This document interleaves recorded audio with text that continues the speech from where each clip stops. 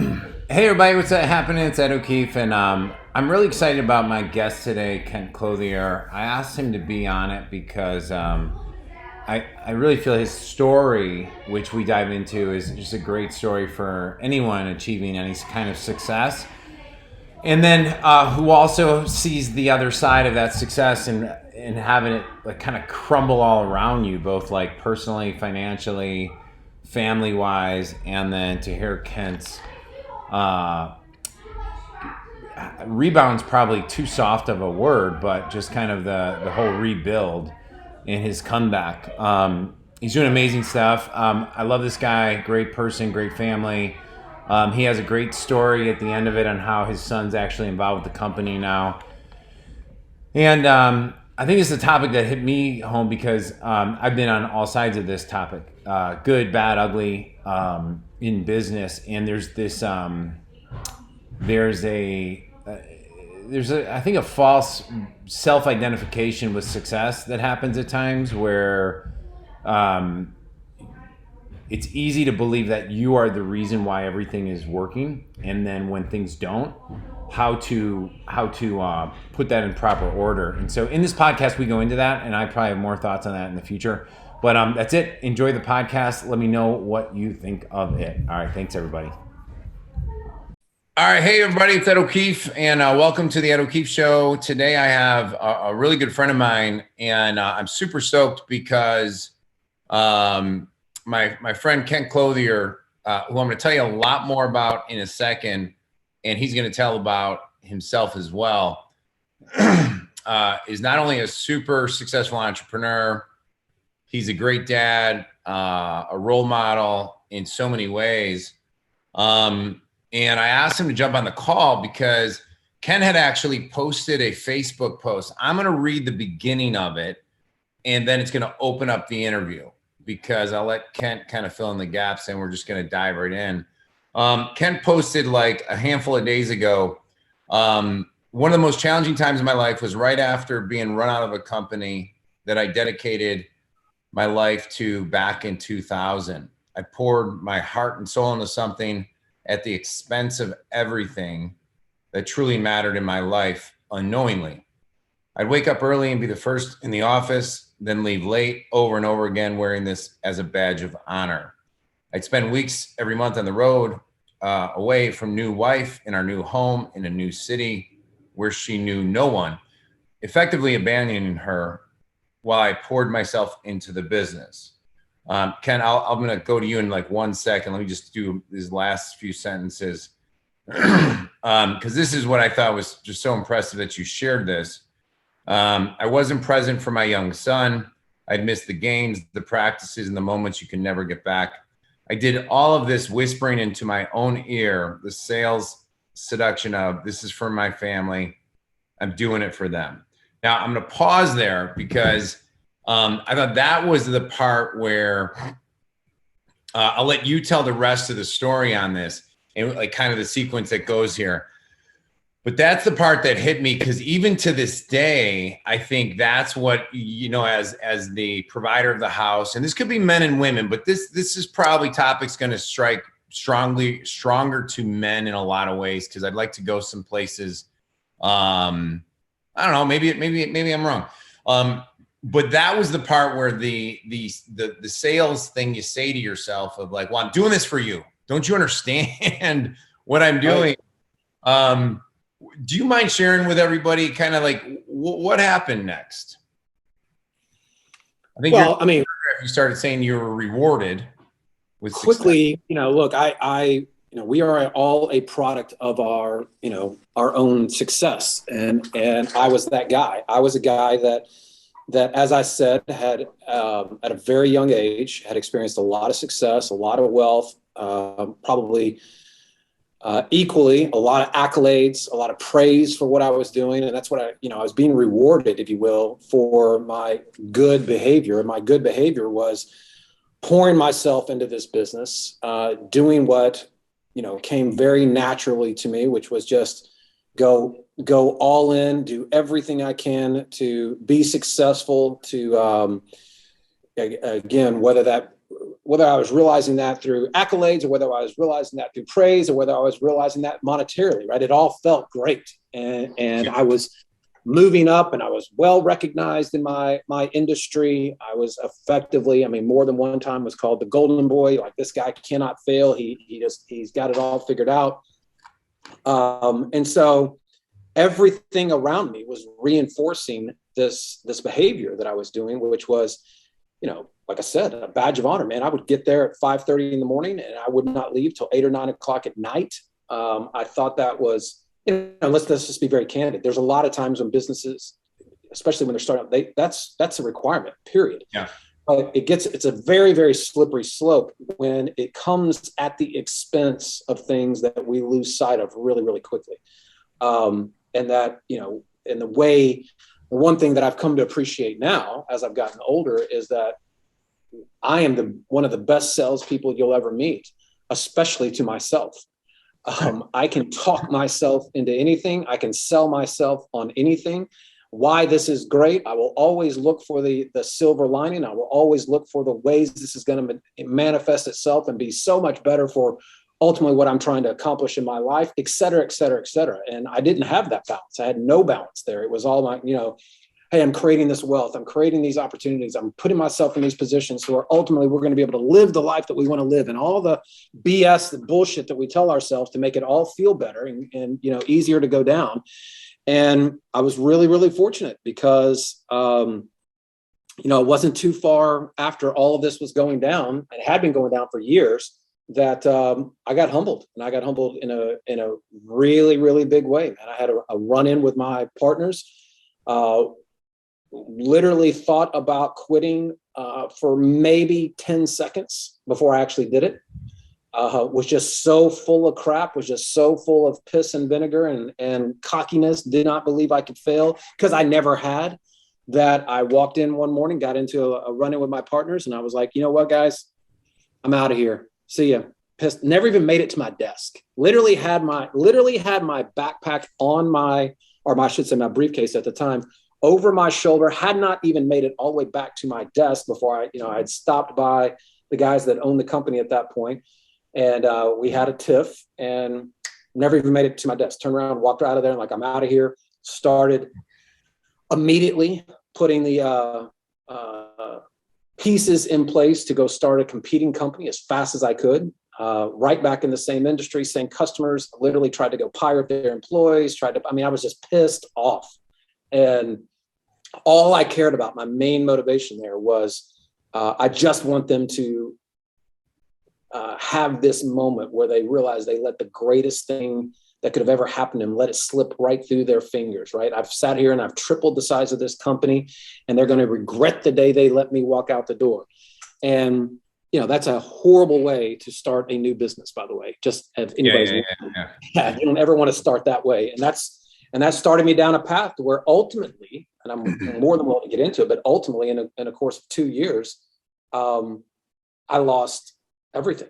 I literally lost the marriage, lost the business, friendships, peers, all of it went to hell. And it was wildly humbling to realize how fast I could fall and how many people were rooting for me to fall, quite frankly. And that was a really, really, really dark time in my life, but it was necessary, and it helped me to understand that anybody, and I don't care who ever sees this, right? The reality of it is there's not a single person, a business person that ever watches this that does not, in all likelihood, has very little appreciation for how vulnerable you really are, and that it can all be gone like this. And if that's the case, think about what just happened to COVID. All these businesses that have been operating for decades without any needing to look over their shoulder at all, and in a moment's time, everything about their business changed, right? Their business was being forced to shut down, et cetera, et cetera, et cetera. That's a huge lesson to understand. You are vulnerable. And if you are, then doesn't it make sense to build something that is actually giving you the freedom and the time to pay attention to the things that truly matter, which is your family, which is your legacy, which are all those moments you cannot get back, because build it where that is a huge part of what you're doing, because, you know, then if you lose, you're still winning, but you don't want to lose and lose. Yeah. And you began to say something that I thought was powerful there is, you had so many people rooting for you to fail, where I think as I've gotten older, like, actually it's so funny. I won't partner or work with someone more in depth with, if they've never failed in business. You see it. And the only reason I can recognize it, like full transparency, is because I was that guy, you know, 28, 29, everything was just kind of clicking along. And I don't know if this was similar or not, but like when I think it's too much about me dictating my own successes, well, then what happens when something doesn't work? Am I a complete failure as a human being, and is my identity Right. like, you know? And I think that's something that but Well, we along definitely, yeah, go ahead. Let's talk we about that a little bit. I think that's one topic I did want. I don't know, and you know, yourself included, I literally don't know of a single entrepreneur that I admire, that is doing, you know, has done amazing things in their life, both personally and professionally, that at some level has not struggled with their personal identity and who they and what they believe about themselves is some way wrapped up in you know, their business success and or their failures and or, you know, what's going on in their public persona and in their public brand, right? I mean, we just live in a world where literally everything you ever see about anybody on social media is amazing, right? But nobody really talks about the stuff that they've struggled with, et cetera. But undoubtedly that does happen, and it is happening to somebody right now that is listening or watching this. I mean, I would say it's always happening at some level, right? So it's interesting though, you know, it's on the whole, people rooting for you to fail. There is something about like being an entrepreneur where you like, especially if you're kind of a grassroots entrepreneur, somebody like I came from a blue collar family. It was very unintuitive, counterintuitive for me to go down this path. I had a lot of people that weren't rooting for me to fail, but they just didn't understand why I didn't just go get a job. Like they didn't understand it. And so, you know, well, there's, you know, rooting, let me just add some clarity to something. Rooting for you to fail might be a little harsh.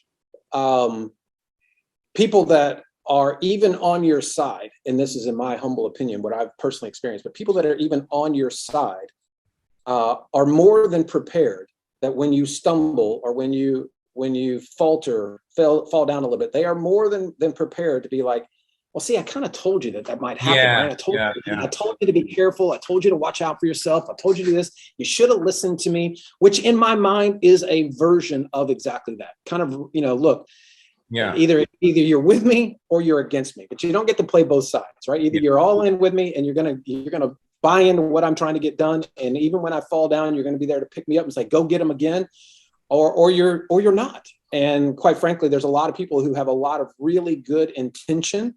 And, you know, they mean no malice, they have no ill will towards us whatsoever, but indirectly, they are absolutely holding us back or all too prepared to say, see, I told you, you got to be, and that's what I mean by that. Yeah. You know, and I was going to say that one thing that is, you know, that chip on the shoulder and trying to prove people wrong or trying to prove that you're right in some ways served, like, I'll just speak for myself. It served me very well early on in my career, you know, like it just did. Like, you know, it was doing all this stuff, going into dentistry. I didn't know anything about dentistry. I jumped in, got a license to sell how to grow your dental practice. And, you know, there was a lot of reasons why that should have failed. And I made it work through stubbornness and naiveness, maybe in some ways. Right.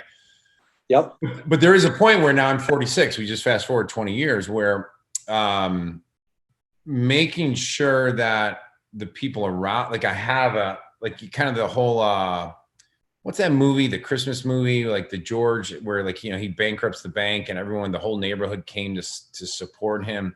Oh yeah, making yeah, yeah. sure that whole like dig your well before you're thirsty thing is real, which means you're depositing in relationships as you're moving forward, even if you are going after your, as you should, go for your own goals. So I want to talk a little bit about the family stuff, and then I want to segue into, like, your posts were long, of just kind of how you reinvented yourself and what you had to mentally and emotionally go through. Like, so I don't even know your whole backstory on the. I'm assuming you got divorced because you said you lost your wife. Okay. Yep. And then that had Yeah, to be. I mean, look, I'll tell you exactly what happened. Yeah, talk to me. Blow by blow here, right? So effectively, I walked out of that business on March 14th of 2000. As I said, I started pretty quickly. I'd worked out a favorable non-compete. So the guys that I'd worked with just asked me to sit on the sidelines and or in the shadows, if you will, and pay me a lot of money to kind of sit tight while they tried to figure out, they were scrambling because their key guy, the guy running the company, had just walked out the door.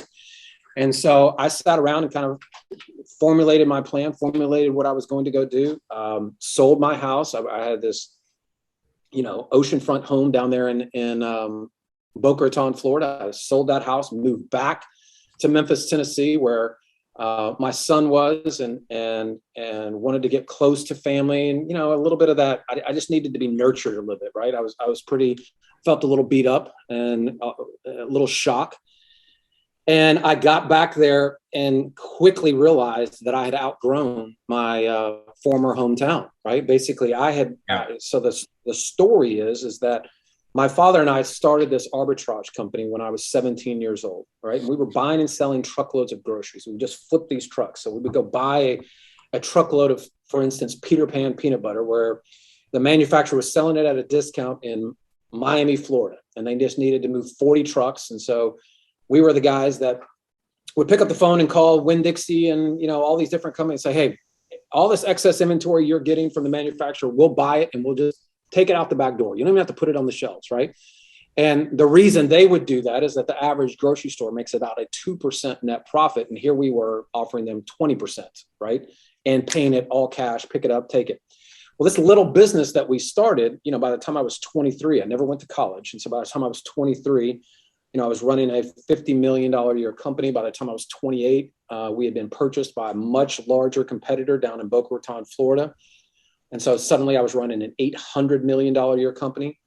Wow. And then in 3 years, I turned that $800 million a year company into 1.8 billion, right? And so 7th largest privately held company in the state of Florida, 600 employees, all, directly or indirectly kind of reporting up through me. And so when I tell you I had experienced nothing but wild success, that's what my 20s look like. And so now fast forward to about a month after my 30th birthday, March 14th, I walk out of there. And so now I'm like, okay, well, I can't lose. I'm Kent Clothier. I know how to go do this. And so I'm going to go start this business and I'm just going to go rebuild it all, but I'm going to own it all now. And so I started down that path, and I was nowhere near as clever, nowhere near as smart as I thought I was. I had very little, up until that point, appreciation for all of the moving parts that went into this organization that I had line of sight of, but I did not have a lot of direct responsibility of in my prior business. And so now all of a sudden, all of that was on me, and my deficiencies as a CEO, became a reality really fast. And so in my haste to scale this business in Memphis, I made an acquisition, and I made an acquisition really fast, didn't do very good due diligence. And this business is entirely based off of you buy a truckload of groceries, and you create a receivable or you create inventory, and then you leverage that receivable inventory and borrow against it with the bank, right? You effectively get a line of credit. It's called factoring. So if I have $100,000 in inventory sitting on my floor, or $100,000 in receivables sitting out there, the bank will give me 75% of it as collateral, and so I can keep growing. And lo and behold, when I bought this company, there was $1 million in receivables on the books that was shit. It was bad, and we didn't. And so suddenly, I had borrowed $750,000 from the bank. That was not good. I had signed on the dotted line. The receivables were fake receivables. They didn't exist. I had very little recourse to go after the people that I had done this with. And so suddenly, and in this environment, I mean, not everybody's going to remember this, but some people will remember it. This is right after 9/11. This is right when WorldCom, which is one of the biggest telecom companies in the world, was melting to the ground because they had bad debt on the books. This is right when Enron was melting to the ground, and all these guys are going to jail. Sarbanes-Oxley had just came out, and literally I have an auditor come to me and he's like, "We think you might have just committed bank fraud." And oh my gosh. And I'm 32 years old, and everything that is on the news is people going to jail for those that very, and I'm just like in a complete panic, right? And so I literally in December of that year had it's never happened before, never happened since, but I'm in a restaurant celebrating somebody's birthday. I walked into the men's restroom and passed out, collapsed on the floor in a cold sweat, having an anxiety attack. And my brother happened to find me, quickly got me up, got me the hell out of there.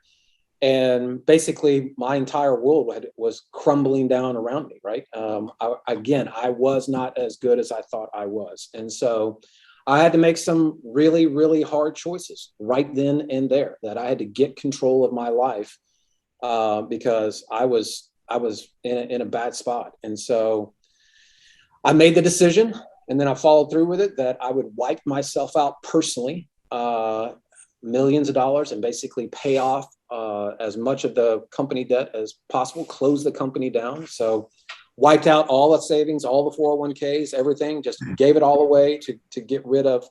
And by the way, this is after I'd just gone through a divorce and given half. Okay, so yeah. So that's the sequence there. Yeah. And so then here's the other half of all of it, right? And so now I'm sitting there, no business, no marriage, living in a city that I don't want to be in anymore, right? A business that has failed very, very publicly because of who I was in this industry, and had burnt every relationship on the way down. Like there was no repairing anything with my former partners and employers. There was literally nothing. There was no place to turn. And at that moment, it was wild. I had a young woman reach out to me who, when I was going through my divorce at the former company, she had, or when my wife and I were on the rocks and we were separated, she had basically inquired, "Hey, we should try to date." And we said no, because we were at the same company. And here I am at my lowest moment, and this girl picks up the phone and calls me and says, "Hey, you want to go on a date?" Literally, I have nothing. I have nothing left to offer. And so I meet her in Atlanta, Georgia. She flies up from Florida. We go on a date. And then I quickly knew, all right, I got to sell everything. I need to move back to Florida. I need to basically start over. I got to figure this out, right? Which is a really hard decision, because my son, who is, 7 years old, is in Memphis. But I knew if I stayed in Memphis, I had a lot of family, I had a lot of network there, that I would fall into this, it's okay to be average kind of mentality. Yeah. And this is actually, can I stop you real quick? So I talked about this. I shot another show for, it's a mini episode with just myself, talking about how when one of my companies failed, I really had to fight through this whole like I'm the loser, right? Like it was all about me. And that one of the things that I did that helped tremendously was the same thing I do when I go to the gym, which is like, if you don't want to go to the gym, rule number one is get to the gym. And it's about changing the environment. And so I just started going back out into environments where guys' businesses were doing really well, because then I could, now my brain was like, oh, this is how I could help here. This is how I can help here. And the world didn't end. Just that thing ended. But since it was my world, I attached that thing with who I was. And it's like, bam, it's like the curtains opened back up, and I was like, oh, wow. Okay. Breathe again. Now I just got to figure out forward. So you brought up environment. And so, yeah. I mean, dude, look, we know this. I mean, you and I met in a mastermind, that we know when you're around that energy, when you're around other people that are not necessarily going through the struggles that you're going through. And in fact, their businesses are crushing it. That just the simple fact of being in those rooms or having those conversations or changing your perspective, changing your environment, it makes all the difference in the world. You can't have mediocre, pathetic, victim conversations in a room like that. Everything is about growth and aspirational. Let's do more. Let's figure out how to go and do. I mean, the conversations are so elevated that, we've all heard that a rising tide raises all ships. I personally have never seen that more evident than when I go into those rooms. Like, you literally cannot be pathetic if you're in those rooms. Like, you might be trapped feeling pathetic, but if you go change your environment and you go get around people that are not seeing the world that way, it is shocking what that does to your outlook on what the opportunities that are really out there, right? I mean, you either get to focus on the obstacle or you can focus on the opportunity. If you want to focus on opportunities, get around people that are focused on opportunities and they don't see the world as, oh my God, my business is melting to the ground. I mean, again, just the greatest examples I've seen of this is, and some of the most inspiring things I've seen is the people that through COVID. I mean, you see some of these businesses, for instance, like gym owners. I mean, there's, a good friend of mine, Bedros Keuilian, who owns Fit Body Boot Camp. He has 800 franchisees, and all the gyms get shut down. I mean, he could have thrown a pity party instantly and been like, we're done. But in 48 hours, they immediately had a virtual setup in studio for all of their members across the country. And as equally as he did that, there are all these gyms that just said, all right, we're out, give up. I mean, you can focus on the obstacle or you can focus on the opportunity. And I think it's really important to be around people that focus like that. And so that's the reason I went to Florida, is because I'd already experienced that. Right. And I knew what I wanted to be around. I knew the energy I was going to be around. I knew it was, a highly aspirational hustle kind of place. And I knew if I stayed where I was, that I'd be surrounded by people that just would tell me, it's okay, just, do what you got to do, just get by. And I just couldn't have that in my life. And so I went down there and in fact moved in with my girlfriend and saw one of those late night infomercials talking about real estate investing, and went down and made a decision to get involved, which scared the hell out of me because I had never done anything in real estate. And I sure as hell wasn't trusting myself to make any good financial decisions. Here I was about to spend $1,000 and I literally had less than $5,000 in the bank, which was super scary for me. But, I look back on it very, very fondly because I was just desperate enough, which I think desperation or effectively being so fed up that you got to make a move. I was in that headspace. And so you and I both know that the world is littered with people that buy courses or whatever and then don't do anything. And I was just in the headspace where that purchase, I had to do something with it. Yeah. And I flipped my first house in less than 30 days, made $8,000. I'll never forget it. Sitting in a parking lot in Coral Springs, Florida, crying like a baby in my car after I picked up a check for $8,200. Wow. Literally had made millions of dollars. And this $8,200 to me was one of the most profound moments in my life because I had done it in a completely different industry, effectively with no network, no help, no name, no nothing. I just figured out how to go make something else happen. And I can remember thinking very clearly with no plan, by the way, but I knew right then I would never be broke because I had acquired a skill that I knew I could, if I had to, I could do what I needed to do. And in that moment, Ken, I'm kind of interrupting you. It's like in that moment, it's like, wow, you just experienced more freedom than you ever did when you had the higher income business. Like it was like, wow, I now see the gateway. And it's so interesting. So we're going to talk about Kent's mastermind here in a moment and how he rebuilt everything up. But like we have a group, a coaching group with Consulting for Equity. We do masterminds as well. And I'm always amazed at people that say like, well, I'm just going to try this myself for a while and see what. I was like, well, how's that current plan working right now for you? Right. Like you can go try it yourself. I get it. But how's your plan compared to the proven model that's over here? Like, I mean, walk me through how that's going to work out. Right. Because people will send their kids to college for, $40 grand a year for 4, 5, 6 years. but someone's afraid to invest 5 grand, 10 grand, 25 grand in a skill set that's Right. going to create freedom for the next 30, 40 years. Right. Yeah, I mean, Well, you know what it is, brother, in my opinion on that, and something I have become, extremely passionate about, like the sign says behind me, the time is now, right? Yeah. Is those people, unfortunately, the way they view time is terribly irresponsible, right?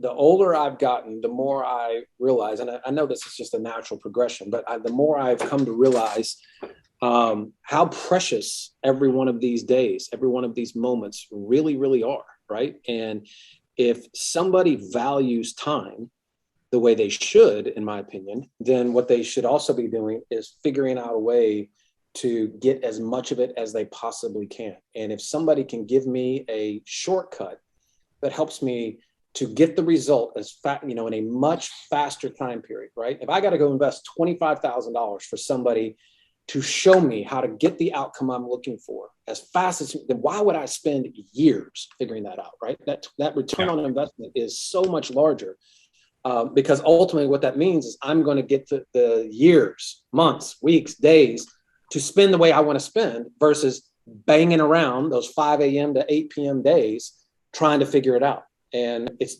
really that simple. And so having somebody who really understands how that clock is ticking on all of us all too quick, like I said, you and I have experienced it, right? I mean, when you get in the room with people who have the answers and have the blueprint and have the understanding and the resources to make things happen quickly, I mean, that in return on that investment is just infinite. Versus, I'll just figure it out. Well, okay. But it doesn't come without action. So I want to hear your action sets. I read your second post because you had so much confidence on the post, and the 2 words that kept coming up were like super hard decision plus action. Like that's how you rebuilt everything, right? So take us through the steps a little bit. Yeah, I would love to tell everybody here, that I'm super smart. And at the time I realized exactly what I was doing. The reality of it is that, you can only, as Steve Jobs said in his Stanford address, you can only connect the dots looking back, right? And so looking back, it's easy for me to understand exactly what I was doing. And what I was doing was making really hard decisions, not backing away from them, and then ultimately taking massive action to make those decisions a reality. So moving back to Florida, away from my son, really hard decision, massive action, but it leads me to the other hard decisions and actions to make that where my son can come see me every 2 weeks and all these things, but it's what I had to do, right?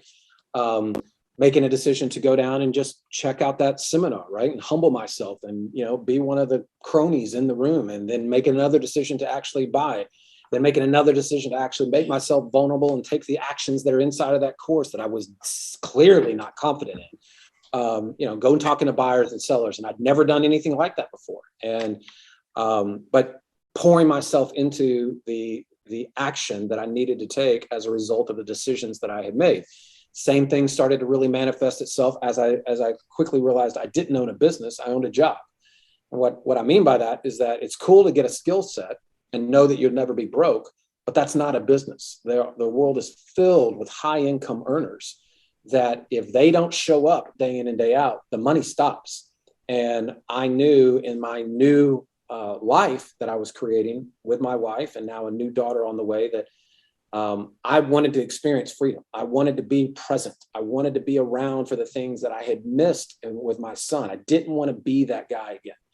And so I became really, really fixated on building a highly scalable business, right? In other words, dumbing it down to its simplest parts, not backing away from the hard decisions when it comes to hiring people and when it comes to putting processes in place and understanding exactly fundamentally that, hey, I'm going to take a little bit less. No, I was making 100% of something before. Now I'm making 20%, but I'm doing 10 times as much business. Being able to put yourself in that kind of mentality over and over and over again. And, it worked for me. The business scaled. It wasn't easy. but the business scaled and it started taking off. And one of the decisions I had to make along the way is that in my particular industry, it was very, very prevalent at the time, and still is today. Now I think about it, that effectively everything that is taught in real estate is just go get a really good deal under contract. And then if you've got it cheap enough, then there's always going to be a buyer for it. Well, that's not a scalable business as far as I was concerned. And so one of the things I'd had a great deal of success with in the way I'd scaled the grocery business was a thing called reverse wholesaling, where I basically turned the model around. I said, why don't I just go ask every single person who's buying from me right now? I could tell you anything on any day, any quantity, deliver it right to your door. What do you actually want to buy? And let me go to work, right? Yeah. And nobody had ever done that in the real estate space, right? Apparently. And so Wow. I basically went out and I figured out a way that I could find all of the cash buyers in any market. And they didn't need banks. They didn't need money. They had a huge appetite. I figured out a way to find them, and I figured out a way to engage them. And then I, more importantly, figured out a way to nurture them and understand exactly what they wanted to buy, effectively streamlining my process, which then led me to a repeatable business, right? Because I know I've got these customers. I know exactly what they want to buy. They want to buy a 3-2, 2,100 square feet. They want to pay $225,000 in this part of the county, these very specific zip codes. I knew it all. And I would just go create those opportunities over and over and over again. I was effectively creating a line of activity that always led to the same result over and over and over and over again. And that allowed me to put people in place. Well, what it also did was now the recession hit, the Great Recession. And if everybody remembers, that was a credit-driven, real estate-driven collapse. And here I was with a business that's in real estate, but didn't need credit. Credit, yeah. And so my business exploded, went through the roof. Wow. And suddenly there's a vacuum. All my competitors got taken out because they were selling to different people, while all my buyers were like, oh man, blood's in the streets. Let's buy as much as we can. And Kent's our guy. And so I started flipping, hundreds and hundreds and hundreds of houses to these guys. And it became a behemoth. And it also got me a lot of attention on a national perspective, where people are like, we don't know what this guy's doing in Florida, but we need to pay attention. And can he teach us? And so suddenly, not only do I have an investment company that's doing very, very well, all of a sudden I have a software company that's showing people how I'm finding all of these buyers. And suddenly I have an education company that's teaching thousands of people how to do this. And all this opportunity is kind of spawning out of it. Now again, one of the things I stressed in that post was I didn't always have any understanding, or I should say rarely had any understanding of exactly what the outcome was going to be. But I always stepped into and leaned into really hard decisions and taking massive action to make sure that I went after and supported that decision as much as I can. With that being said, the collateral damage, how many times I've failed in that process is for sure, it's everywhere. But I won more than I failed. And now we're sitting here, we've got 60,000 members that we've taught how to flip houses and build wealth and et cetera. We've got a very successful mastermind, very successful software company, an investment company that flips about 150 houses a month. We have funds that we run now. We have, lots and lots and lots of opportunity that ultimately just continues to spin out of this as we continue to make hard decisions and push ourselves to do it. But it all literally started with just one hard decision, and then not backing away from it and taking massive action. And quite now, I will tell you, you fast forward 20 years later, here's what's really cool about that, is that journey has made me so much better as a husband, as a father, as a leader, as a man, to trust my instincts, to trust who I am, to understand that, to make myself vulnerable, to push in on things that when maybe I would have 20 years ago had a ton of self-doubt. I mean, you're basically flexing and exercising a muscle that becomes so valuable to you throughout your life that, it is not about where you end up. It's about, man, who do you become? Yeah, totally.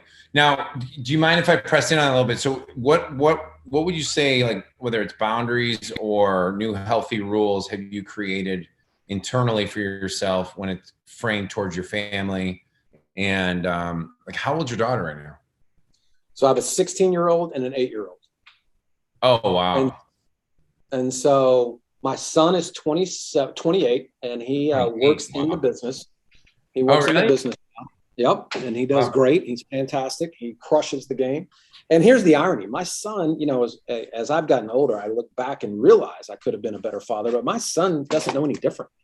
My son thinks I was an amazing father and thinks it was all great. Right. And so I just know I could have done better. And so I've tried to do a lot better with my 2 daughters.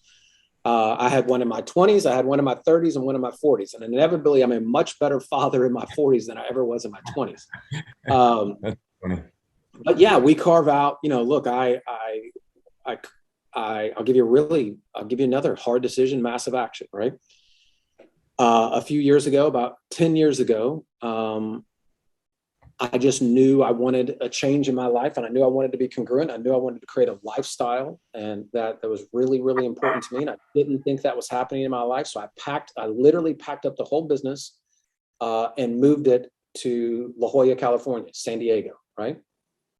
Because where I lived in Florida, it was nice and everything else, but the reality is you couldn't walk anywhere. You couldn't do all these things that I just felt like I wanted to do in my life.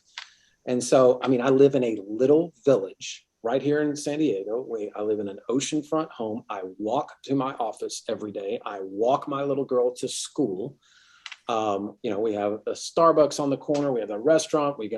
There's a lot of, basically it's a different lifestyle. It's something that I wanted, and we created it, and we made really hard decisions, and we took massive action, and we didn't have all the answers, and sure as hell didn't know if it was going to work. But ultimately, not only did it work, but we've flourished in that environment. And so I carve out the time for my kids. It's on my calendar. I'm very, very present about the moments and the opportunities, and a really good friend of ours, mutual friend of ours, Jesse, I love what he always says. I'm never too tired for my kids. I try to do that. I'm not going to tell you that I'm great at it, but I try to do that, and I really make time for that. I really try to make time for the things that matter to me. I tell people all the time, look, I'm in the business of collecting moments. I'm not in the business of collecting shit.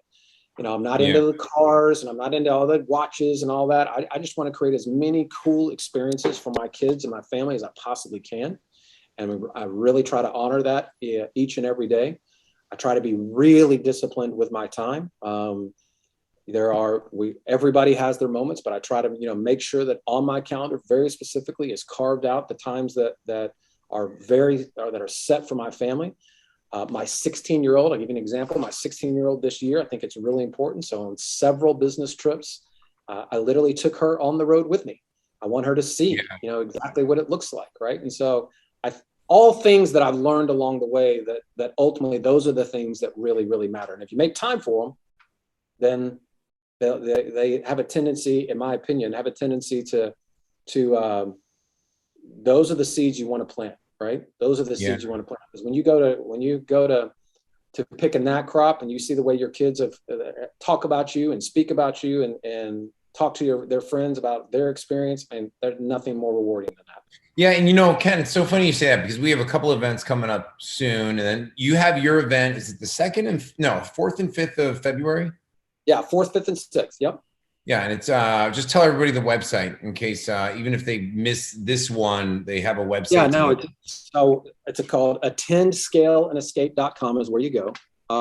And it is an event that is near and dear to my heart, that I had to put on hold for COVID, but I'm extremely passionate about scale your business so you can actually escape the grind, right? And that's what it's called, the Scale and Escape Summit. And what I mean by that is that there's a lot of people that will teach you, like, again, no different than what I was taught, how to get a skill set and go out there and flourish, and again, never be broke. But there's very few people that will teach you how to actually turn that into a real business, right? With people, processes, systems, leverage, automation, all the components of that. And just because you're a good hustler doesn't mean you will be a good business owner, right? It is a completely different skill set. You have to learn how to become that leader. You have to learn how to create that balance. You have to learn and if not, it doesn't come natural. And so we do this event once a year. We have several hundred people that'll be in the room, and then we'll have probably close to 1,000 that'll be online to really kind of walk through our process on how we've been able to take. I mean, look, we're looking at right at a dozen businesses now that we've been able to take to 7, 8, 9, and clearly 1 to 10 figures. And so I think we've got it dialed in to a certain level. It's certainly a certain level where I'm comfortable talking about it in front of a lot of people. So it's exciting. Yeah, I love it. I love it. And you have Jesse Itzler's going to be out there too, correct? Jesse Itzler will be there. Like I said, mutual good friend of ours. And then Ed Milet will be there. Who's another amazing guy, and what he's been able to do in his life and the people he's been able to impact. We've got basically everybody that's coming has built wildly successful businesses, but equally as important, if not more important, they built wildly successful lives. These are people I really admire. That you look up and guys that are Bobby Castro, right? Him and his wife Sophia sold a business for $1 billion a couple of years ago, and they are so connected with their family, and everything is so purpose driven. I mean, those are the kinds of people I want to surround myself with. Yeah, and it's kind of interesting, just for everybody who's watching or listening to this, is that what most people don't realize is that when you run events, like you're running that event, you actually get to design it for yourself. Like you're designing it to like, hey, like just so everyone understands, like Ken is still up leveling himself and creating that osmosis. Yeah, that osmosis effect that we talked about. Otherwise, you're just doing a transactional thing. It's not exciting. It's not all that stuff. So it's fun to be around the people that you want to be around, right? And it's a perfect opportunity to create an outcome, right? To own the outcome instead of being some participant sitting on the sidelines. Figure out a way to get all the right people in the room that you want to be around. Yeah. Well, Ken, I want to be respectful of your time. You're awesome, man. How would you, like, if people are out there, they want to learn more from you, obviously they can go attend scale and escape.com, correct? Yep. And then where else? I know you're on Facebook, but what else? Yeah, I'm on Facebook. I mean, Kent Clothier. You can certainly hit me up on Instagram, Kent Clothier. You can even go to my website, kentclothier.com. Love connecting with people. If I have anything I can do to help anybody, I will 100% throw everything we've got at it. So, feel free to reach out 100%. Yeah, I may sneak out and be attend your event as well. That's just too many good people. But well, thanks everybody for listening in. I'm gonna have some extra comments out. I'm gonna put a post recording here. But Ken, hang with me for 1 second, and thanks so much for being a part of the show. It's been awesome. My pleasure, brother. Thanks for having me.